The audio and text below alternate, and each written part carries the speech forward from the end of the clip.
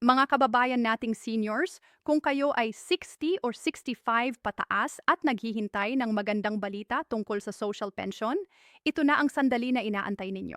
Mayroon akong napakahalagang impormasyon na kailangan ninyong malaman ngayong Enero 2026 at sigurado akong marami sa inyo ay hindi pa nakakaalam nito. Narinig ba ninyo ang tungkol sa Universal Social Pension na 6,000? Hindi ito chismis, hindi ito fake news, kundi totoo at opisyal na programa mula sa gobyerno. Pero sandali lang, bago kayo masyadong ma-excite, may mga detalye tayo na kailangan muna pag-usapan dahil hindi lahat ng seniors ay makakakuha nito ng otomatiko. May mga requirements, may tamang proseso, at mayroon ding mga pagkakamali na dapat nating iwasan para hindi kayo maubusan ng pera o mahuli sa pila. Alam ko na marami sa inyo ay kumukuha na ng 500 o 1,000 kada buwan mula sa DSWD. Pero iba po ito. Mas malaki ang halagang ito. Mas komprehensibo ang coverage at may mga dagdag na benepisyo na hindi lahat ay alam. Kaya makinig kayo ng mabuti dahil dito sa video na ito, ipapaliwanag ko sa inyo ng malinaw at simple kung sino ang qualified. Magkano talaga ang makukuha ninyo? Kailan ang payout schedule? Paano mag-apply? At ano ang mga tips para siguruhing hindi kayo maiiwanan? Kailangan nating pag-usapan din kung may epekto ba ito sa inyong SSS o GSIS pension, kung may tax implications at kung paano ninyo mamamaximize ang benepisyong ito para sa inyong pamilya. Dahil sa katotohanan, hindi lang basta pera ang usapan dito, kundi ang inyong seguridad at dignidad sa pagtanda. Kaya nga narito ako ngayon para tulad ng matalik na kaibigan na nag-uusap sa inyo sa hapagkainan ay ipaliwanag ko sa inyo lahat ng detalye ng walang komplikadong salita. Walang mga technical terms na mahirap intindihin. Gusto kong maramdaman ninyo na hindi kayo nag-iisa sa pagharap sa mga ganito. Marami akong nakausap na mga seniors na nalito na takot na baka hindi sila makasali o mas malala may narinig na nasiscam dahil sa maling impormasyon.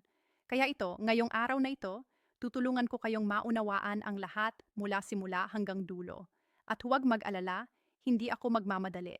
Dahan-dahan lang nating tatalakayin para maintindihan ninyo ng husto. Kung kayo ay kasama sa mga taong laging nag-aalala kung saan kukuha ng pambili ng gamot, kung paano pang dadagdagan ng budget sa bahay, o kung paano pa makakatulong sa mga apo, ang programa na ito ay maaaring maging sagot sa inyong mga panalangin. Pero kailangan nating gawin ito ng tama. Kailangan nating sundin ang tamang hakbang at kailangan nating magtiwala sa proseso. Samahan ninyo ako hanggang dulo ng video na ito dahil sa huli, meron din akong ilang insider tips na mula mismo sa mga empleyado ng DSWD at sa mga seniors na successfully na nakakuha na ng kanilang pensyon. Hindi ninyo ito makikita sa iba pang videos o articles online. Una sa lahat, pag-usapan natin kung ano talaga ang Universal Social Pension na ito. Ito ay isang monthly cash assistance program ng gobyerno para sa mga indigent seniors. Ibig sabihin yung mga seniors na walang regular na pension mula sa SSS, GSIS, or iba pang retirement programs. Ang dating sistema kasi, yung social pension program ng DSWD, ay nagbibigay lang ng 500 kada buwan at may ilan na nakakakuha ng 1,000 depende sa kanilang classification. Pero sa bagong Universal Social Pension, ang target amount ay 6,000 kada buwan. Oo, mga kasama mula 500 o 1,000 tataas ito ng malaki patungo sa 6,000. Pero sandali lang, bago kayo mag-celebrate ng husto, kailangan nating linawin kung sino ba talaga ang qualified dito. Ito ang parte na maraming tao ay nalilito. Ang qualified para sa programa na ito ay mga seniors na 60 years old pataas at saka mga taong classified as indigent based sa listahanan 3.0 ng DSWD. Ang listahanan 3.0 ay yung database ng gobyerno kung saan nakalist ang lahat ng mahihirap na pamilya sa Pilipinas. Kung hindi kayo nakalist doon, kahit gaano kayo kahirap, technically, hindi kayo qualified agad-agad. Pero huwag mawala ng pag-asa dahil may paraan para makapasok doon. At ipapaliwanag ko rin yan mamaya. Mahalaga ring maintindihan na kung kayo ay tumatanggap na ng SSS pension na higit sa 6,000 kada buwan o kaya GSIS pension na higit din doon, hindi na kayo qualified dito kasi ang purpose ng programa ay para sa mga walang ganong support. Pero kung ang inyong SSS o GSIS ay maliit lang, halimbawa 3,000 lang, may possibility na makakuha kayo ng dagdag depende sa assessment. Ito ang mga gray areas na kailangan ninyong i-clarify mismo sa DSWD office sa inyong area. Ngayon, pag-usapan naman natin ang timeline. Kailan ba talaga ito magsisimula at kailan ninyo makukuha ang pera? Based sa latest announcements mula sa DSWD at sa Department of Budget and Management, ang Universal Social Pension Program ay naka-line up na para sa implementation this 2026. Pero ang totoo, ang gradual rollout ay magsisimula sa mga priority areas muna, yung mga provinces at cities na may pinakamataas na bilang ng indig seniors. Ang first batch ng payouts ay expected na magsimula sa second quarter ng 2026.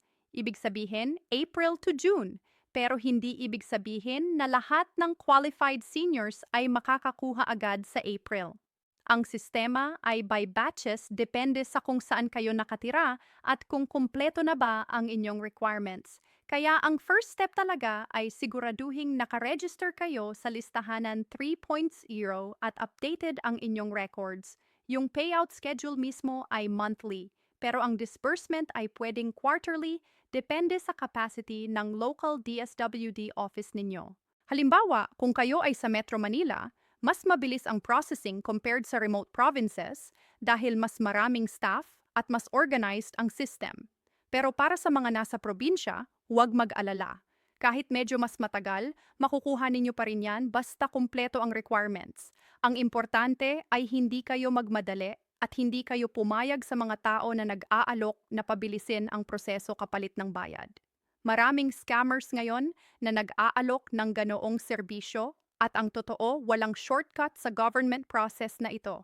Lahat ay dumadaan sa official channels, lahat ay documented, at lahat ay free of charge. Ang proseso ng pag-apply ay medyo simple pero kailangan ng patience. Kung kayo ay kasama na sa existing social pension program ng DSWD, yung mga tumatanggap na ng 500 o 1,000, ang magandang balita ay automatic kayong considered para sa Universal Social Pension. Ang DSWD ay mag-u-update lang ng inyong records at tataasan ang amount na makukuha ninyo. Pero kung hindi pa kayo nakaregister o hindi ninyo alam kung nasa listahanan kayo, kailangan ninyong pumunta sa barangay hall ninyo at magtanong sa barangay social welfare officer. Dalhin ninyo ang inyong valid ID, birth certificate or any proof of age at kung maaari ay barangay indigency certificate. Ang officer ay magsasabi sa inyo kung nasa listahan na kayo or hindi. Kung wala pa kayo, pwede kayong mag-request na isama sa next validation round ng listahanan. Pero ang prosesong yan ay maaaring tumagal ng ilang buwan. Kaya mas maaga ninyong ginawa, mas mabuti. Kapag confirmed na qualified na kayo, kailangan ninyong mag-submit ng application form sa DSWD Satellite Office o sa inyong city or municipal social welfare office. Doon bibigyan kayo ng form na pununin at kailangan ninyong mag-attach ng mga required documents. Ang mga kailangang dokumento ay usually ang valid ID, proof of age, barangay certificate of indigen, at latest ITR kung meron. Pero kadalasan wala naman kasi nga indigent. After ninyo isubmit, maghihintay kayo ng validation process na tumatagal ng around 30 to 60 days. Sa period na yan, may DSWD representatives na pupunta sa inyong bahay para mag-verify ng inyong living conditions. Huwag matakot dito. Normal procedure lang yan para siguruhing talagang qualified kayo. Pagkatapos ng validation, kung approved kayo, makakakuha kayo ng notification at i-register kayo sa payout system. Ang payout system mismo ay may ilang options. Ang pinaka-common ay through cash card, yung parang ATM card na ibinibigay ng DSWD kung saan directly credited ang inyong pension. Ito ang pinaka-secure at convenient kasi hindi na kayo kailangan pumila sa mahahabang linya sa municipal hall. Pero kung kayo ay nasa remote areas na walang ATM access, pwede pa rin kayong makatanggap through over-the-counter payout sa designated payment centers, usually sa rural banks or sa post office. May ilan din na areas na nag-o-offer ng payout through mobile money platforms like GCash. Pero ito ay depende kung available sa inyong lugar. Ang importante ay kapag nakatanggap na kayo ng inyong cash card or ng notification kung saan kayo kukuha, huwag ninyong ibabahagi ang PIN ninyo sa kahit sino pati na sa pamilya. Maraming cases ng fraud na ang mga seniors ay naloloko ng kanilang sariling kamag-anak o ng mga scammers na nagpapanggap na DSWD personnel. Tandaan, walang legitimate na empleyado ng DSWD na hihingi ng PIN or ng pera bilang bayad para sa proseso. Lahat ng serbisyo ng DSWD ay libre. Kung may humihingi sa inyo ng bayad, alam ninyong scam yun agad. Ngayon, pag-usapan natin ang isang mahalagang tanong na alam kong tumatakbo sa isip ninyo. Paano kung tumatanggap na ako ng SSS o GSIS pension na maliit lang? Qualified pa ba ako? Ang sagot ay depende. Kung ang inyong monthly pension mula SSGSIS ay mas mababa sa 6,000, may possibility na makakuha kayo ng supplemental amount mula sa Universal Social Pension para maabot ang 6,000. Pero ito ay subject to assessment. Hindi ito automatic. Kailangan ninyong mag-apply at ipakita na kailangan ninyo talaga ng tulong. Pero kung ang inyong pensyon ay 6,000 o higit na, most likely hindi na kayo qualified kasi ang programa ay design talaga para sa mga walang sufficient retirement income. Ang problema kasi maraming seniors na tumatanggap ng SSS pension na sobrang liit. Minsan 1,500 lang o 2,000 lang kada buwan. At hindi talaga sapat yan para sa pangaraw-araw na gastos, lalo na sa pagtaas ng presyo ng bilihin. Para sa mga nasa ganong sitwasyon, ang Universal Social Pension ay pwedeng maging lifeline, pero kailangan talaga ninyong i-declare ang lahat ng income sources ninyo during application para walang problema later on. Ang DSWD ay nag-cross-check ng records with SSS at GSIS. Kaya kung may itinago kayo, mahahanap din nila yan at baka ma-disqualify pa kayo. O worse, hilingin kayong magbayad balik ng na-release na pera. Pag-usapan din natin ang tax implications kasi alam kong marami sa inyo ay nag-aalala baka may kaltas na naman. Ang magandang balita ay ang social pension ay considered as social amelioration program. Ibig sabihin, tax-exempt ito. Walang babawas na tax sa 6,000 na inyong makukuha. Ang makukuha ninyo ay ang buong halaga. Pero may catch kung ang total annual income ninyo including ang pension ay lumagpas sa taxable threshold na 250,000. Technically, kailangan pa rin ninyong mag-file ng ITR pero ang pension mismo ay hindi kasama sa taxable income. Ang karamihan naman sa mga indigent seniors ay hindi naman umaabot sa threshold na yan kaya hindi na kailangan ng ITR. Pero kung kayo ay may ibang income sources like rental properties or business, kailangan pa rin ninyong mag-consult sa BIR para sigurado. Ang importante lang ay transparent kayo sa lahat ng transactions para walang problema sa future. May ilang insider tips din ako na gusto kong ibahagi sa inyo. Mga bagay na hindi madalas pag-usapan pero sobrang helpful. Una, kapag pumunta kayo sa DSWD office para mag-apply, pumunta kayo ng maaga, as in 7 a.m. pa lang nakapila na kayo. Ang mga opisina ay mabilis mapuno ng tao, lalo na after ng announcement ng mga bagong programa. Magdala kayo ng payong kasi mainit at magdala din ng maiinom at merienda kasi baka matagal ang pila. Pangalawa, magpakopya kayo ng maraming sets ng inyong mga documents, at least 3 copies ng bawat requirement kasi minsan hihingi ng extra copies or baka may mawala. Pangatlo, kung kayo ay may kapansanan or hirap maglakad, maraming DSWD offices ay may priority lane para sa senior citizens at PWDs. Kaya huwag mahiyang magtanong at gamitin yan. Pangapat, kung hindi kayo marunong magsulat o magbasa, pwede ninyong isama ang isang trusted family member para tulungan kayo sa pag-fill up ng forms. Pero siguraduhin kayo mismo ang pumirma o kaya lagyan ninyo ng thumb mark kung hindi kayo marunong lumagda. Panglima, after ninyong mag-apply, Kunin ninyo ang acknowledgement receipt at ikip yan sa safe place. Yan ang proof na nag-apply kayo at yan ang gagamitin ninyo para mag-follow up kung tumagal ng sobra ang processing. May narinig din akong ilang concerns tungkol sa possible CL backs or reduction ng pension. Ang clawback ay nangyayari kapag may mali sa inyong application or kung nalaman ng DSWD na hindi pala kayo qualified. Halimbawa, kung nag-declare kayo na wala kayong ibang income pero nalaman nila na may tumatanggap pala kayong pension galing abroad or may negosyo kayo, pwede nilang bawiin ang lahat ng nabigay na sa inyo at kailangan ninyong i-return. Ito ay seryosong bagay kasi pwedeng maban pa kayo sa lahat ng government assistance programs. Kaya ang best advice ko ay magtotoo lang kayo sa lahat. Kung may tanong kayo na hindi ninyo sigurado ang sagot, sabihin ninyo sa officer at humingi ng guidance. Mas mabuti ng medyo matagal ang proseso, pero tama kaysa mabilis, pero puno ng mali. May concern din ang iba tungkol sa reduction ng amount. As of now, ang target ay 6,000 pero depende sa budget allocation ng government bawat taon, may possibility na ito ay maging less kung kulang ang pondo. Pero based sa commitment ng administrasyon, yung 6,000 ay protected amount, meaning priority nila na mapanatili yan. Pero para sigurado, hindi dapat kayo umasa na forever na 6,000. Dapat may backup plan pa rin kayo or mag-save kayo ng portion ng pension para sa emergencies.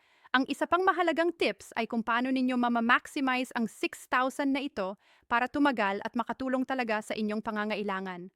Ang 6,000 ay malaking tulong pero kung hindi ninyo ito plano-planuhan, mabilis lang din yan mauubos. Ang suggestion ko, gumawa kayo ng simple budget.